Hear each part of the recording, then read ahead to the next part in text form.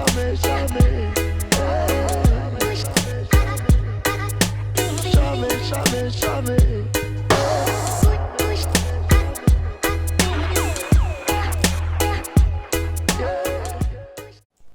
Bonjour, moi c'est Sabine, bienvenue sur l'épisode 18 de mon podcast couture. Alors je m'excuse par avance si la vidéo est pas tout à fait le même aspect que d'habitude, puisque mon appareil photo avec lequel je filme normalement mes podcasts est décédé, paix à son âme, et donc je filme dorénavant avec mon téléphone portable, donc ça prend un petit peu de temps à s'ajuster à l'endroit où il faut regarder pour pas avoir l'air de regarder aux fraises tout le long de la vidéo. Donc voilà, donc aujourd'hui, ça me fait très très plaisir de vous retrouver. Tout d'abord, je voulais vous remercier pour le superbe accueil que vous avez fait à mon dernier podcast et à mon tuto sur l'ajustement de la hauteur des pinces poitrine.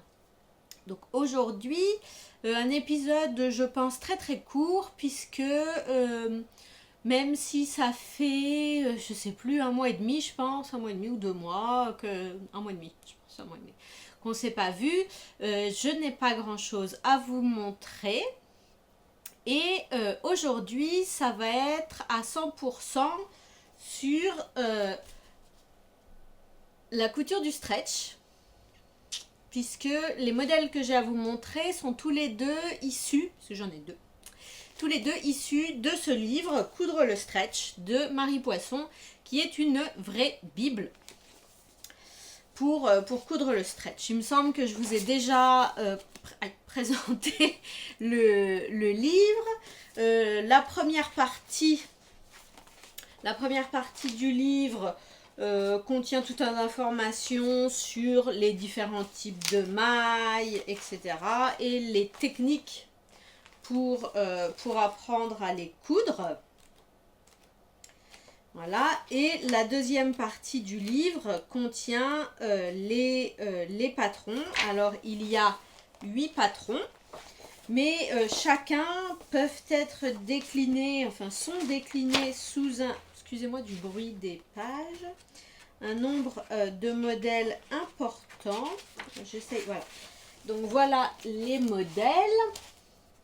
On a un t-shirt basique, le t-shirt Briac, mais qui peut se faire en 96 versions différentes, puisqu'on peut changer la longueur des manches, la longueur du corps et les encolures. Le RL, qui est un petit t-shirt tout simple en manchure kimono, ouais c'est ça. Yvonne, le petit truc à bretelles. Gabriel, le débardeur. Jeannette, sweatshirt et marinière. Maëlle, le sweat raglan. Elouen, le dos nu. Et Lucette, le t-shirt cache-cœur. Alors, moi j'ai fait ce mois-ci, tout d'abord, j'ai refait Lucette. Je viens de vous le montrer. Hop, Lucette. Le t-shirt cache-cœur, et donc c'est exactement ce modèle là que j'ai fait. Alors vous connaissez déjà Lucette, je vous l'ai déjà montré, je l'avais déjà faite dans un jersey de coton acheté chez Rascol, et qui est vraiment d'une qualité super, je trouve, donc que j'avais fait en fuchsia, hein, un petit peu à peu près cette couleur là. Et donc je l'aime tellement, je me suis racheté la même qualité de jersey, toujours chez Rascol, en bleu nuit. Et donc j'ai refait Lucette, voilà. Donc j'ai choisi, je suis désolée, c'est mi-poil de chat. Donc je pense que vous le voyez sur la vidéo. Donc j'ai choisi la version avec des manches courtes. J'ai choisi de faire une ceinture, mais on n'est pas obligé de la faire, et j'ai fait la longueur moyenne. Donc à savoir que pour Lucette, où est Lucette? Voilà, Lucette est là. Hop.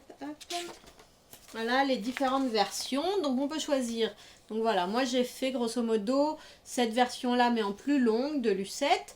On peut la faire, voilà, manche courte, manche longue, manche 3/4, avec ceinture, sans ceinture, avec une basque plus ou moins longue, en robe et avec une basque froncée.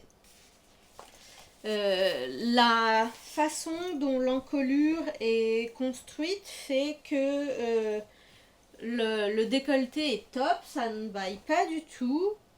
C'est plutôt facile à monter.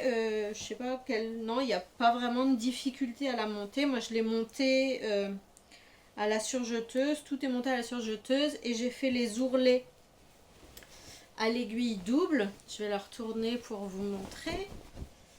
Voilà, hein, on voit les assemblages. Alors, j'ai bien mis. Au niveau des coutures d'épaule, j'insère toujours. Donc ici, c'est de la laminette. Un petit morceau d'élastique transparent au niveau des coutures d'épaule pour pas qu'elles se détendent.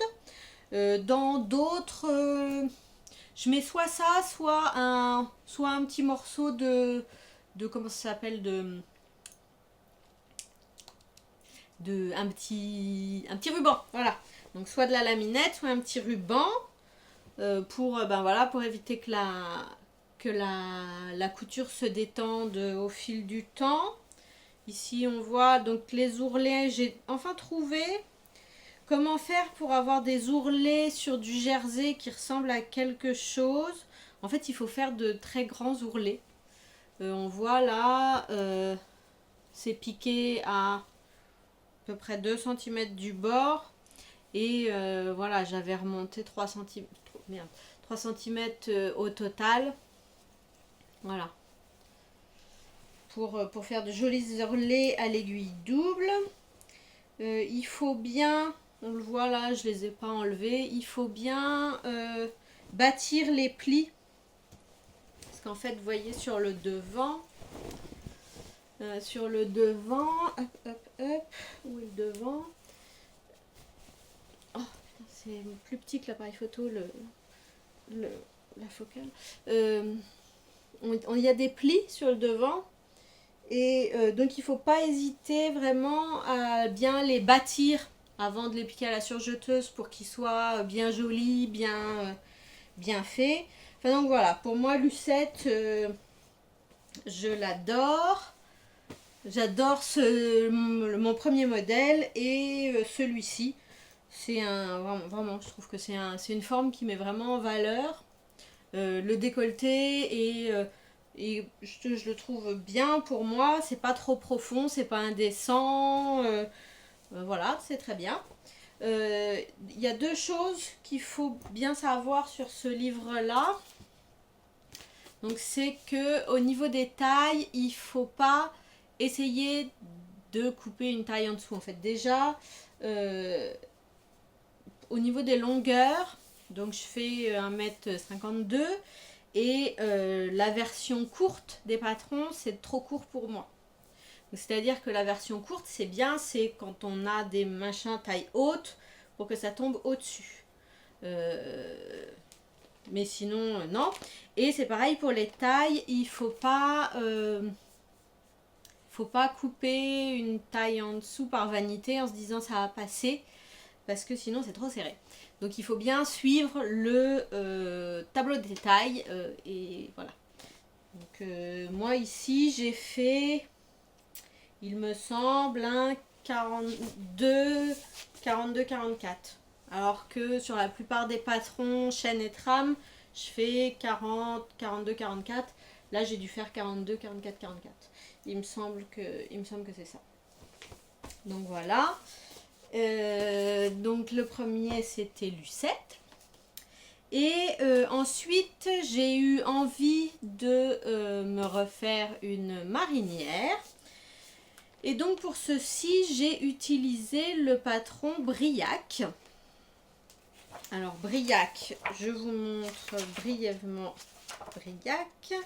C'est censé être un t-shirt tout simple, mais voici toutes les versions que l'on peut faire du Briac. Donc ça ne tient même pas dans le machin, dans l'objectif. Donc on peut faire manche courte, 3/4 ou longue, encolure ronde, V dégagée, carré, bateau et plusieurs longueurs. 3 longueurs plus une robe.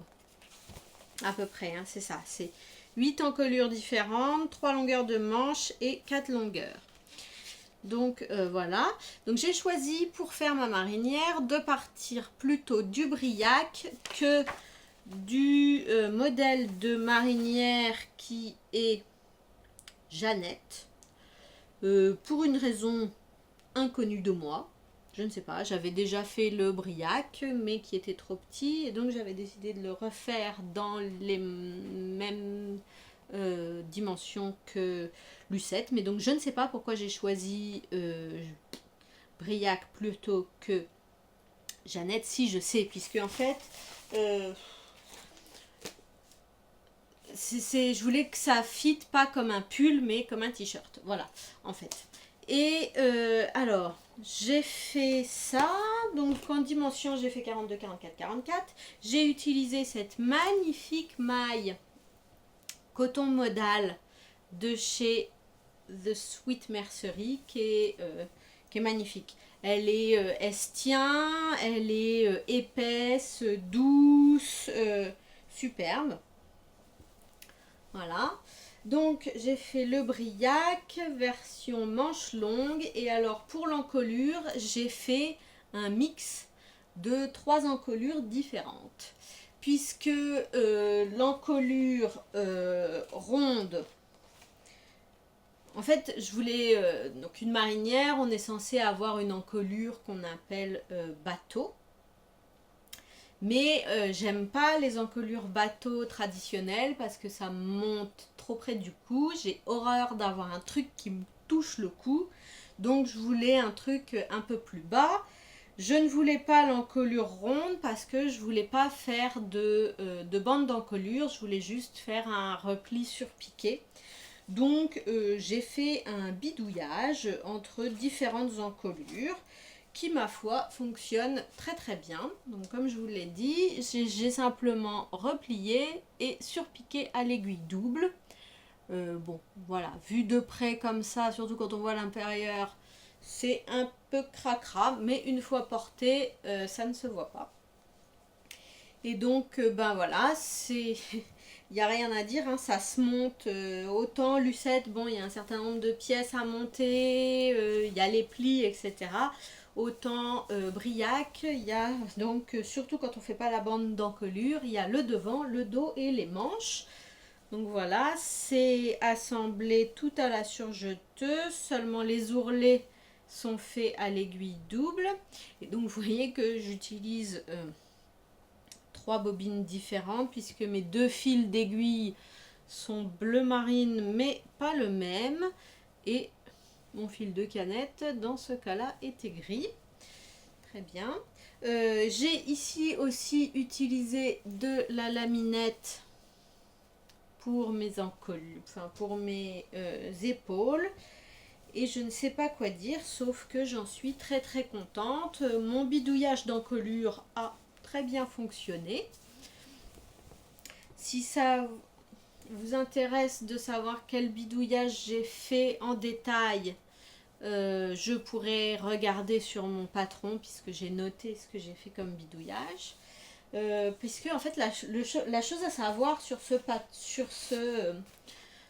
livre, c'est que donc je vais vous montrer la planche à patron. Donc ça se chevauche un peu mais très peu, hein. Et donc en fait, je sais pas si vous allez voir quoi que ce soit. Mais donc, alors, là je vois une ligne de taille, une ligne de poitrine. Bon, je ne sais pas où se trouve. J'essaye de trouver en fait un devant pour vous montrer en fait comment elle a construit ça. Je trouve ça hyper ingénieux. Enfin bon, je vais pas réussir à trouver un devant, mais juste pour vous montrer, en fait, elle a fait le patron de base. Le patron est fait avec une encolure ronde. Et il y a un repère d'épaule. Et pour pouvoir faire toutes les encolures différentes, parce que tous les patrons, mis à part Lucette bien évidemment, viennent avec des encolures différentes. Et donc pour faire toutes ces encolures, elle n'a pas fait des devants différents, elle a simplement fait un patron d'encolure que l'on trouve ici, cette pièce 16, c'est une pièce d'encolure. Alors je ne pourrais pas vous dire laquelle, mais en fait on pose le repère ici sur le repère d'épaule et on a la nouvelle encolure que on redessine sur le patron. Je trouve ça hyper ingénieux. Ce qui fait que ce bouquin, moi je trouve, vaut vachement le coup, puisque pour 25 €, il y a vachement de variantes au patron et toutes les variantes sont là. C'est pas pour faire cette variation là, etc. Faites ci ou faites ça. Non, il y a tous les patrons, ils sont là. Donc voilà, je le trouve vraiment bien foutu ce bouquin, je vous le recommande vraiment pour 25 €. Si vous ne l'avez pas déjà, c'est un bon cadeau à vous faire offrir pour Noël. Donc voilà, c'est court, hein, c'est tout ce que j'avais à vous montrer. Lucette et Briac. Deux petites cousettes basiques, mais en fait, dont je suis vraiment contente. Lucette, c'est vraiment un modèle que j'adore, que j'avais envie de me refaire et dans une maille qui est vraiment de bonne qualité, que je trouve top. Et je suis vraiment contente de d'avoir enfin réussi à couper dans cette maille de chez The Sweet Mercery. En fait, je la trouve tellement agréable, tellement belle, de tellement belle qualité que j'avais pas envie de me louper. Donc il fallait vraiment que je prenne un patron dont je sois sûre du résultat pour enfin oser couper dans ce beau tissu. Je ne suis pas du tout déçue. En plus, vu que là ça y est, il fait les températures ont enfin refroidi, c'est le moment, j'aime pas du tout l'hiver, mais bon, c'est quand même l'occasion de porter ces manches longues. Donc voilà, c'est tout ce que j'ai à vous montrer aujourd'hui. C'était 100% coudre le stretch. J'ai quand même fait des achats dernièrement puisque je me suis lancée, j'ai voulu me lancer dans la couture de serviettes hygiéniques lavables. On le voit beaucoup, il y a chez Machine. Je ne me souviens plus de son prénom, Aurélie peut-être, de chez Machine Patterns, je ne sais plus, on va l'appeler chez Machine, hein, qui a lancé qui est très engagé dans tout ce qui est écologique, zéro déchet, éthique, etc., qui applique ces principes à sa marque et également dans sa vie de tous les jours, et qui a lancé sur Instagram un challenge défi pour la planète, un truc pareil. Et donc pour le mois d'octobre, le défi c'était de coudre des lingettes démaquillantes. Comme moi ça fait des années que je n'utilise plus de coton démaquillant, je vois pas l'intérêt de me coudre des lingettes démaquillantes juste pour dire ouais, c'est bien pour la planète, puisque non. En revanche, je me suis dit, moi je vais pouvoir me coudre des serviettes hygiéniques lavables, puisque ça c'est vraiment le truc, on en a besoin. Moi j'en utilise tous les mois. A priori, c'est des trucs, on colle tout ça à la poubelle. Je sais pas vraiment ce que ça contient. C'est en contact avec mon corps, avec des muqueuses de mon corps.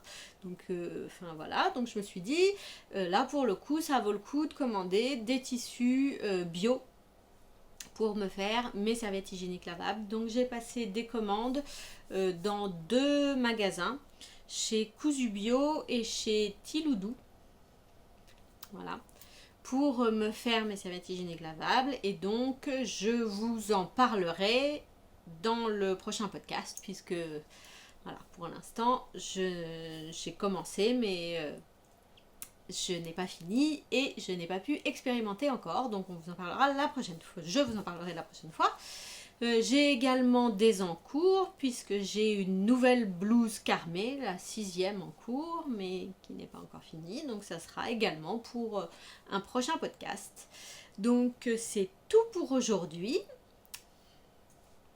J'espère revenir bientôt également avec un nouveau tuto couture où je souhaiterais vous montrer comment faire les ajustements de manches. Donc c'est comment agrandir ou réduire la circonférence d'une manche sans toucher à la tête de manche.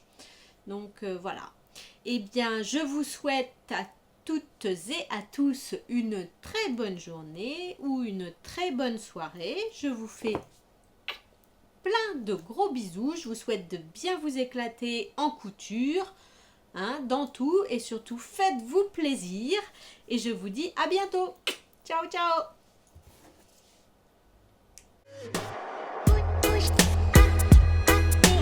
Jamais, jamais, jamais.